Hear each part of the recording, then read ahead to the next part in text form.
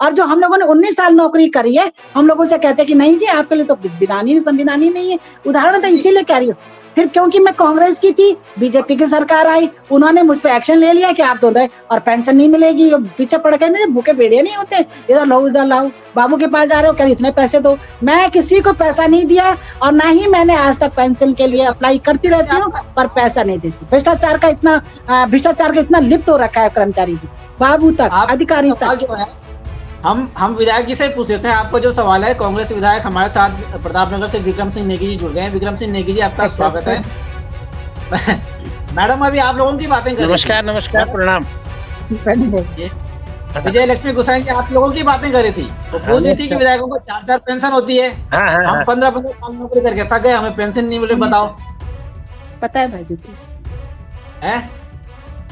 देखो, हम तो पेंशन के समर्थक लोग हैं और अभी हरियाणा में चुनाव है।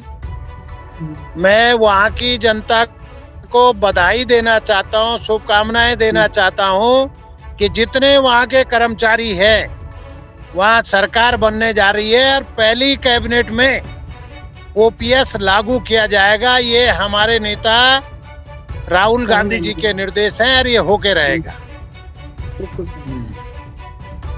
आवाज आ रही है? हाँ, आ रही है। हेलो जी, आ रही है। हाँ, तो इसलिए हम तो पेंशन के समर्थक लोग हैं। इसलिए गोसाई जी की नाराजगी हमसे नहीं होनी चाहिए। जो लोग पेंशन जिन्होंने हटाई है, इनकी नाराजगी उन लोगों से है। नहीं, मैं भाई साहब जी सॉरी, मैं बीच में बोल गई। मेरी अपनी पेंशन से और किसी की पेंशन से नहीं है। मेरी पेंशन कहने का मतलब है कि पेंशन आप विधायकों, आप ही नहीं है, सारे विधायकों को मिल रहे हैं, रोज रूल के अनुसार मिल रहे हैं। परंतु एक पेंशन एक होती है और मतलब विधायकों को 4 बार विधायक बन गए तो 4 पेंशनें मिल रही है, इस पे विरोध है बस। नहीं, 4 बार कैसे मिलती है? हम लोग अभी विधायक हैं, हमें तो कोई पेंशन नहीं मिलती है। जब विधायक नहीं होते हैं ना, जब सिटिंग विधायक होता है उसका कोई पेंशन नहीं मिलती है। जब वो विधायक नहीं रहते हैं, शायद उन लोगों को पेंशन मिलती है।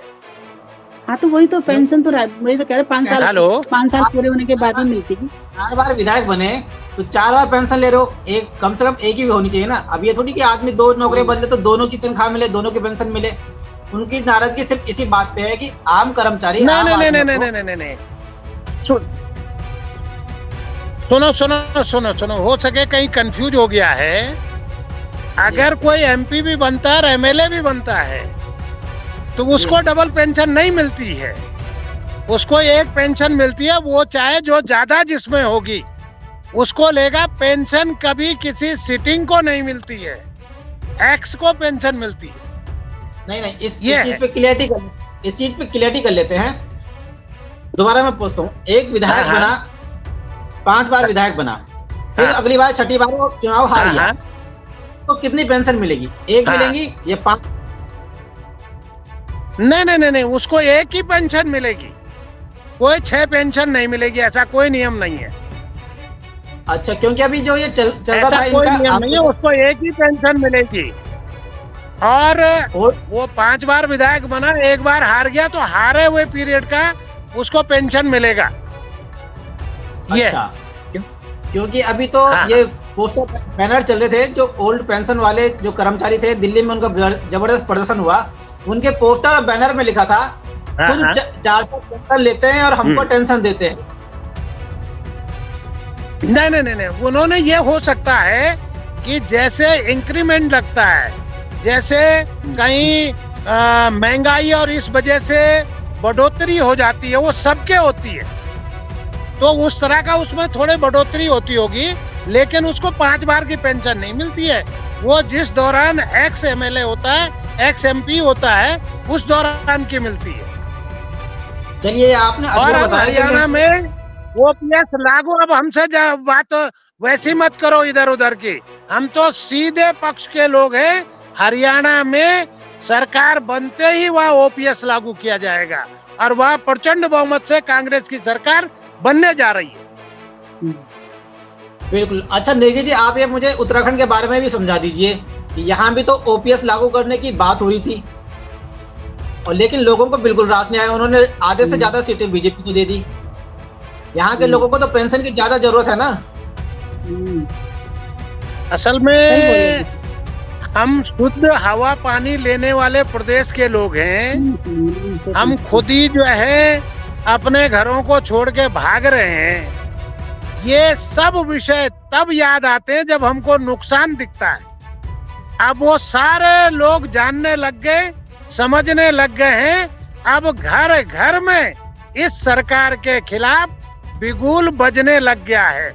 इसलिए अमर कोई नहीं है। जहां जहां गलतियां कहीं जनता से भी हुई है, कहीं नेताओं से भी हुई है, इन सब के सुधार का अब समय आने वाला है। नेकी जी, वाकई में आपको लग रहा है कि जनता जागरूक हो गई है? क्योंकि हम तो जैसा अखबार पढ़ते हैं तो जनता इन मुद्दों के बजाय अभी भी देख रहा था, कहीं कल कौन सा जिहाद का वो चला रहे थे कि इनको भगाओ, इस गांव में इस समुदाय को मत आने दो। इन चीजों पे उनका अभी भी ज्यादा ध्यान है। इतना 10 साल ज्यादा हो गया। देखो इस प्रदेश में जिसका भी कर्म मीन्स मेहनत के ऊपर विश्वास है, वो मेहनत कर करके सीढ़ियां चढ़ता है।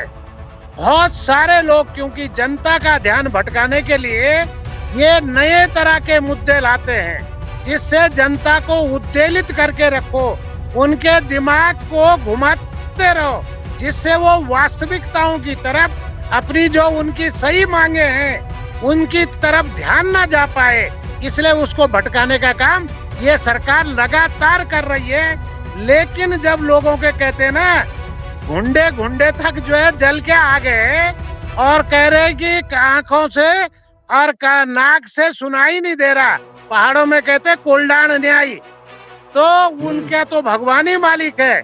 लेकिन जो जानकार लोग हैं, जो समझदार लोग हैं, जिनको ये पता है कि मनुष्य जीवन इसलिए मिला है कि हमको जो जो अच्छे काम भी करना है, जो जो कर्म करना है, वो इसी जीवन में करना।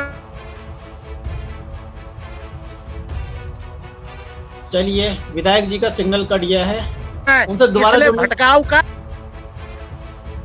हेलो जी जी जी हेलो। हाँ, तो इसका मतलब आपकी जिम्मेदारी। अच्छा, चलिए लास्ट सवाल। का मतलब आप लोगों की जिम्मेदारी अब और ज्यादा बढ़ गई है, क्योंकि जागरूक आपको ही करना है। अब लोगों को समझाना पड़ेगा, लोगों को।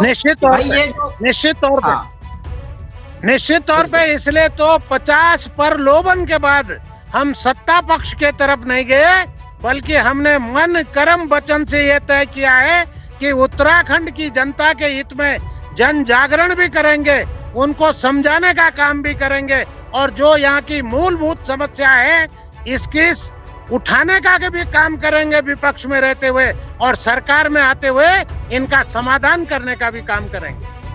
अच्छा नेगी जी, अगर जब आप समझाओगे लोगों को, किसी ने आपको बोल दिया कि आप देशद्रोही हो, आप सनातन धर्म के विरोधी हो, तो उस समय जवाब क्या होगा? क्योंकि अधिकतर यही सवाल उठता है कि जो भी समझाने की कोशिश करता है, जो भी मुझे एज ए विधायक बोलना नहीं चाहिए सार्वजनिक स्थान पे।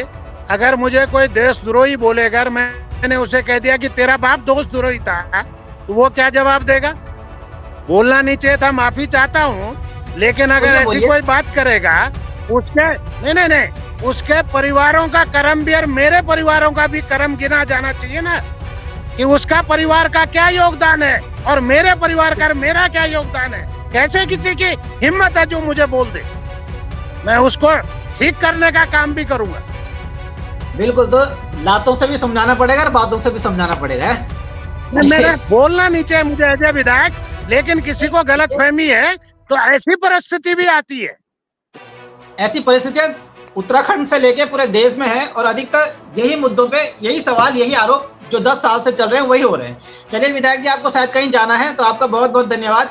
विजयलक्ष्मी गुसाई जी, आप भी हमारे साथ जुड़े। धन्यवाद, प्रणाम गुसाई बहन को प्रणाम, धन्यवाद।